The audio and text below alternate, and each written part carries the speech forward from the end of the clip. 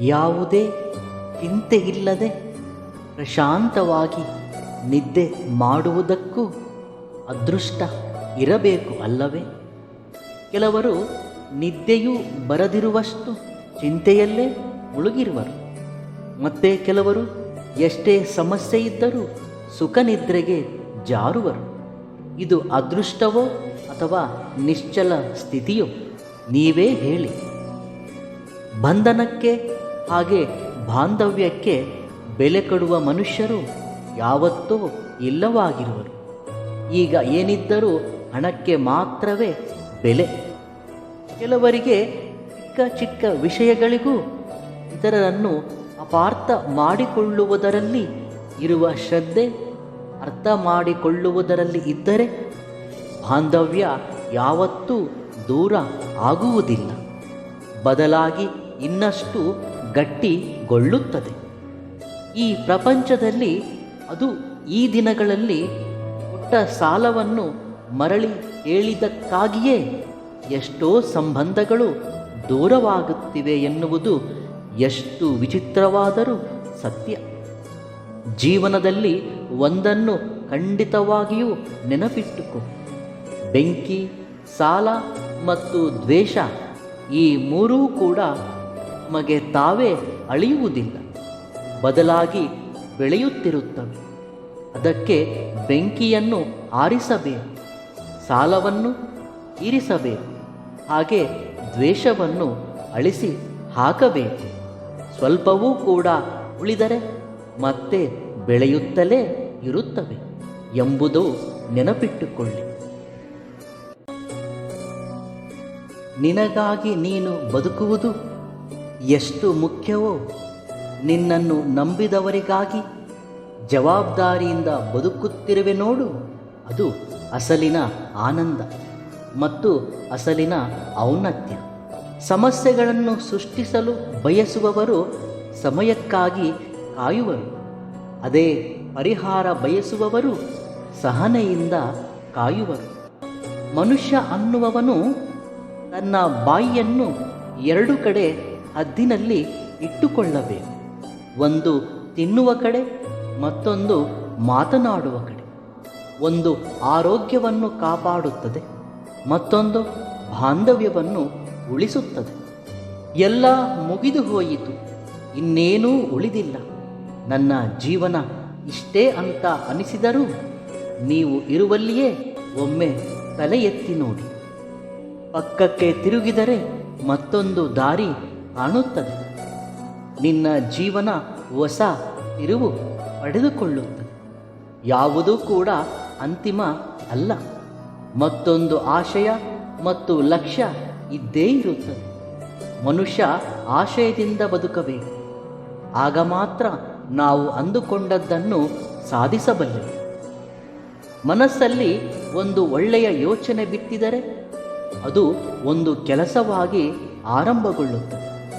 ಒಂದು ಕೆಲಸವನ್ನು ಆರಂಭಿಸಿದರೆ ಅದು ಅಭ್ಯಾಸವಾಗಿ ಬದಲಾಗುತ್ತದೆ.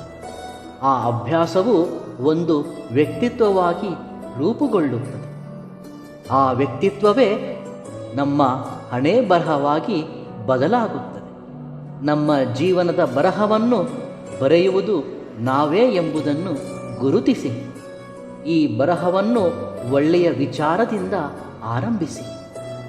ಅರ್ಥ ಮಾಡಿಕೊಳ್ಳುವ ಸಂಬಂಧ ಜೊತೆಗಿದ್ದರೆ ಜೀವನ ಸುಂದರವಾಗಿ ಇರುತ್ತದೆ. ಏಕೆಂದರೆ ಇಷ್ಟಪಡುವುದು ಗೊತ್ತಿರುವ ಮನಸ್ಸಿಗೆ ಕಷ್ಟಪಡಿಸಲು ಬರುವುದಿಲ್ಲ. ಅದಕ್ಕೆ ಮನುಷ್ಯ ಯಾವಾಗಲೂ ತನಗಿರುವ ಕಷ್ಟಗಳನ್ನೇ ಲೆಕ್ಕಿಸುವನು, ಜೊತೆಗೆ ಸಂತೋಷದ ಕ್ಷಣಗಳನ್ನು ಲೆಕ್ಕಿಸಲು ಆರಂಭಿಸಿದರೆ ಎಲ್ಲ ಕ್ಷಣಗಳಲ್ಲಿ ಸಂತೋಷದಿಂದ ಇರುವುದು ಹೇಗೆಂದು ಅರ್ಥ ಮಾಡಿಕೊಳ್ಳಬಹುದು. ಜೀವನದಲ್ಲಿ ಶಿಕ್ಷಣ ಅನ್ನುವುದು ಪಾಠಗಳ ನಂತರ ಪರೀಕ್ಷೆಯನ್ನು ಕೊಡುತ್ತದೆ. ಆದರೆ ಜೀವನ ಪರೀಕ್ಷೆಯನ್ನು ಕೊಟ್ಟ ನಂತರ ಪಾಠವನ್ನು ಕಲಿಸುತ್ತದೆ. ಮನುಷ್ಯ ತಾನು ಯೋಚಿಸುವ ಒಳ್ಳೆಯ ವಿಚಾರ ಕೆಲಸದೊಂದಿಗೆ ಮಿಲನವಾದರೆ ಆ ಕೆಲಸ ಖಂಡಿತವಾಗಿಯೂ ಯಶಸ್ವಿಯಾಗುತ್ತದೆ.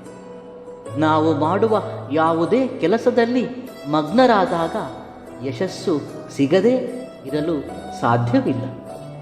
ಅಧಿಕಾರವು ಎರಡು ರೀತಿಯದ್ದು.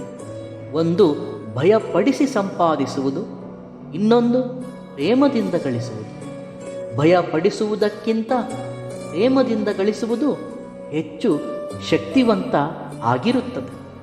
ಎಲ್ಲವನ್ನೂ ಪ್ರೇಮದಿಂದಲೇ ಗಳಿಸಿ, ಆಗಲೇ ನಿನಗೂ ಮತ್ತು ಜೀವನಕ್ಕೂ ಒಂದು ಮೌಲ್ಯವಿರುತ್ತದೆ. ಜೀವನವು ಪ್ರಶಾಂತವಾಗಿರುತ್ತದೆ. ವ್ಯಕ್ತಿಗಳಿಗೆ ನೀನು ಹೇಳುವುದರಲ್ಲಿ ನಂಬಿಕೆ ಇಲ್ಲದಿರಬಹುದು, ಆದರೆ ನೀನು ಮಾಡಿ ತೋರಿಸಿದಾಗ ನಂಬಿಕೆ ಬರುತ್ತದೆ.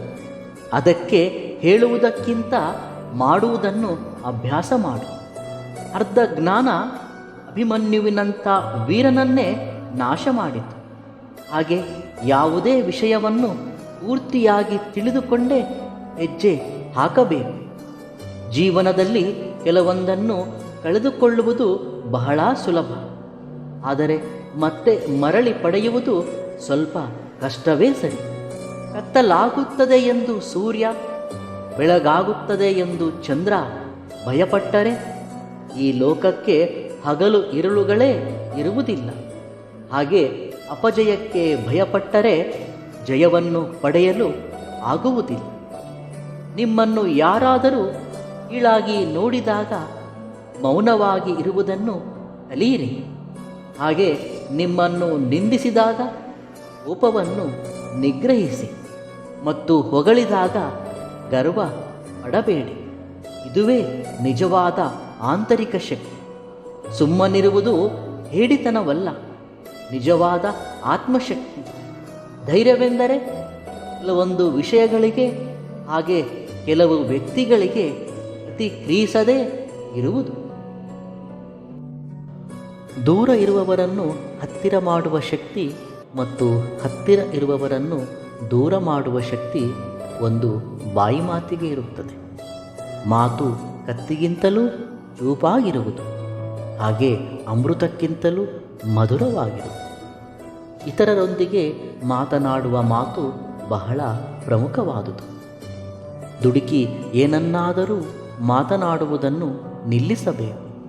ಮಾತು ಎಲ್ಲರಿಗೂ ಅತ್ಯಂತ ಪರಿಣಾಮವನ್ನು ಬೀರುತ್ತದೆ.